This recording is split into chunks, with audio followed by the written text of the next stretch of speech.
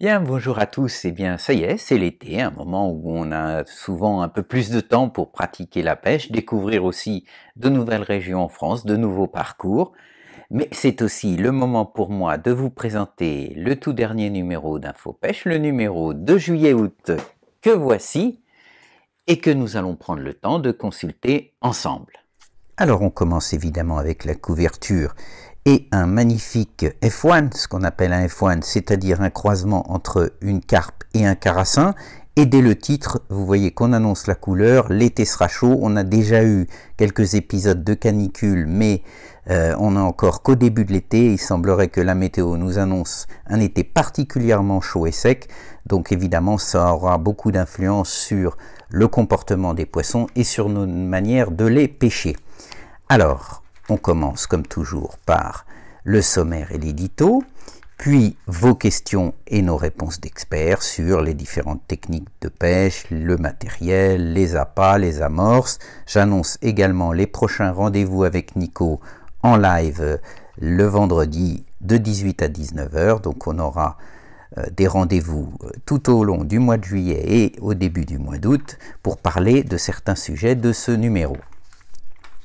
Ensuite, on a donc le dossier de David Ewing qui est donc consacré à la pêche en été, la pêche par des étés évidemment de plus en plus chauds, c'est une constante, il y a ce qu'on appelle le réchauffement climatique et tout cela a évidemment beaucoup d'influence sur le comportement des poissons, alors pas seulement à cause du niveau des rivières ou des plans d'eau qui est au plus bas, mais également à cause de ce qu'on appelle le taux d'oxygène dissous, c'est-à-dire le taux d'oxygène qui se retrouve dans l'eau et que les poissons utilisent pour évidemment respirer. Donc il nous explique un petit peu de quoi il s'agit.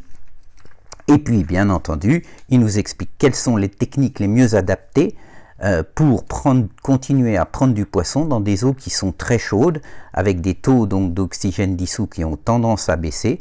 Et donc c'est la raison pour laquelle les poissons sont souvent d'ailleurs près de la surface, contrairement à ce qu'on pense, ils ne sont pas en surface parce qu'ils veulent prendre le soleil et se faire dorer la pilule comme nous sur les plages. Non, c'est pas ça, ils se rapprochent de la surface parce que c'est là qu'on trouve le taux d'oxygène dissous le plus élevé, donc qui sont dans une zone plus confortable pour eux.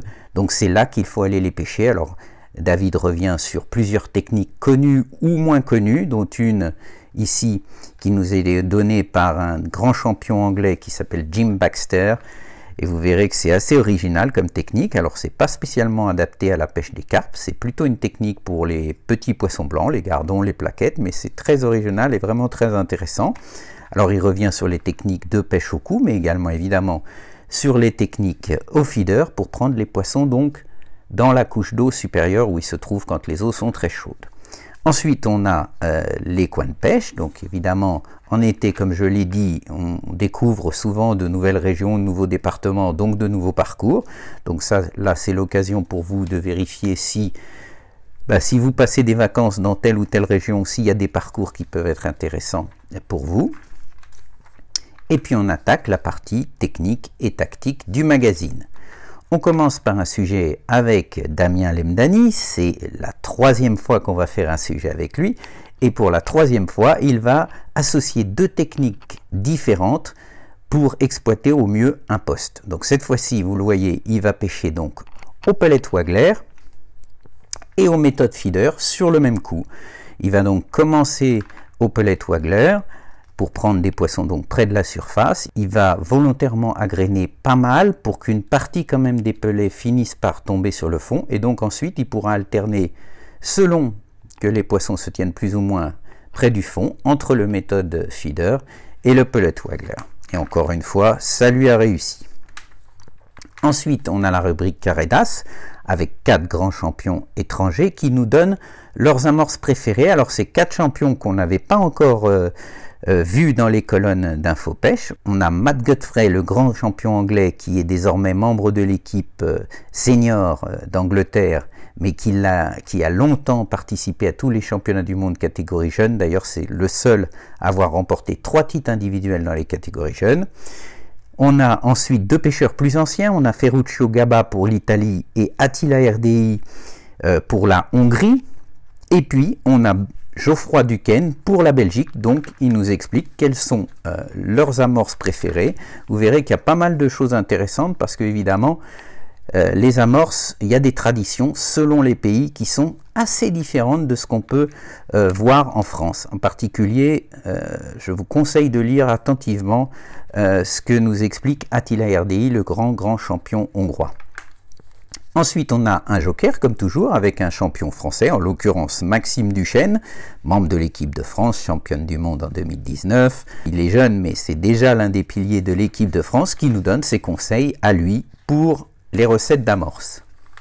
Ensuite, on a un sujet avec Johan Hosset, très connu évidemment pour être l'un des tout meilleurs, sinon le meilleur pêcheur au feeder aujourd'hui en France, avec 3 titres individuels de champion de France, mais il est également très fort en pêche en mer. Il a gagné des championnats du monde en surfcasting, il a gagné de nombreuses épreuves de pêche du bar au leurre en bateau. Enfin bon, dès qu'il a une canne entre les mains, il est tout de suite, quelle que soit la technique, très performant.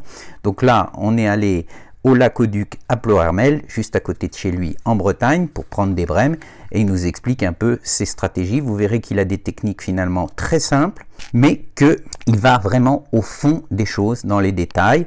Et Johan, il faut le signaler, vient de concevoir toute une série de cannes pour la société italienne Milo. Ensuite, on a le sujet de Sébastien Rousseau, qui nous parle d'une pêche de brème en canal. Vous voyez que le cadre est vraiment très agréable. Alors il nous explique surtout que justement avec ce réchauffement climatique, ça a un peu bouleversé les périodes de frai des différents poissons blancs. Il arrive même que certaines années maintenant, on ait 2 voire 3 frais consécutifs de poissons blancs. Donc tout ça perturbe beaucoup le comportement des poissons. Et il faut savoir s'adapter en fonction des périodes de frai des différentes espèces. Et là en l'occurrence, il était parti plutôt pour pêcher d'autres types de poissons, mais ce sont les brèmes qui mordaient parce que les autres poissons étaient plutôt en période de frai. Ensuite, on a la rubrique La main au panier, avec encore une fois un jeune champion qui est rentré en équipe de France senior l'année dernière, qui a tout de suite marqué les esprits en réalisant une très belle performance au championnat du monde en Croatie l'année dernière. Il sera évidemment membre de l'équipe de France aussi cette année au championnat du monde et au championnat d'Europe. C'est Jérémy André qui nous montre donc tous ses montages, ses plombées, le choix de ses flotteurs, de ses lignes, etc. Vous verrez qu'il y a des choses très intéressantes, en particulier un tableau ici où il nous explique qu'il fait très attention à associer parfaitement la résistance de l'hameçon, c'est-à-dire le diamètre du fer de l'hameçon, au diamètre du fil, mais également au diamètre et à la dureté de son élastique. Donc là, ce sont des conseils très précieux que nous donne Jérémy André. Alors il y a évidemment tous les montages pour les étangs, les lacs, les canaux, les grandes rivières, et puis il y a tous les petits accessoires qu'il utilise dans sa station. Enfin, on termine avec le sujet de Nicolas Quénon qui nous parle de la pêche à la floche. Alors c'est un terme très utilisé dans le Nord et en Belgique pour désigner une pêche en surface avec un tout petit flotteur de beaux poissons, principalement des carpes, mais on peut prendre d'autres espèces de poissons. Donc là encore, c'est une technique parfaitement adaptée aux périodes chaudes de l'été. Ensuite, on arrive à la partie matérielle avec la présentation d'une canne Cresta pour la pêche au waggler, qui peut être utilisée aussi bien pour le pellet waggler d'ailleurs que pour des pêches au waggler plus classiques de poissons blancs. Ensuite, la présentation de toute une série de nouveautés intéressantes, en particulier de nouveaux hameçons de chez Drenan qui reprennent un petit peu le principe des fameux ultra fine pole, mais avec une résistance un petit peu plus forte. Et puis, on a un test sur les olivettes. Alors les olivettes, évidemment, il y a des modèles relativement anciens, mais il y a pas mal de nouveautés. Donc on a voulu vérifier, comme toujours, avec le plus grand soin possible et en totale impartialité, évidemment, les différentes olivettes du marché. Donc vous voyez qu'on les a mesurées. On a mesuré leur hauteur, leur largeur et on a surtout vérifié leur poids dans 4 tailles d'olivettes pour chaque marque, c'est-à-dire des olivettes de 0,50, de 1 g, de 2 g et de 4 g. Voilà. Ensuite, on a le sujet de Christian Monget, des spécimens. Alors paradoxalement, ça fait des années que maintenant que Christian tient cette rubrique, mais il ne nous avait jamais donné quelles étaient ses recettes et ses amorces préférées pour chaque type d'espèce. Donc c'est assez paradoxal.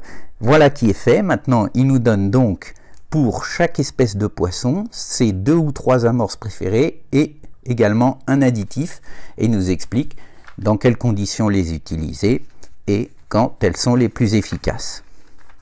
Enfin, on termine comme toujours par les pêches d'antan. Alors, c'est pas un texte ici, c'est des jolies illustrations sur un tableau qui se trouve au musée Carnavalet à Paris, qui décrit les désagréments et les inconvénients de la pêche. On voit par exemple que l'un des inconvénients de la pêche, c'est d'accrocher sa belle aux cheveux quand on va en couple au bord de l'eau. Voilà.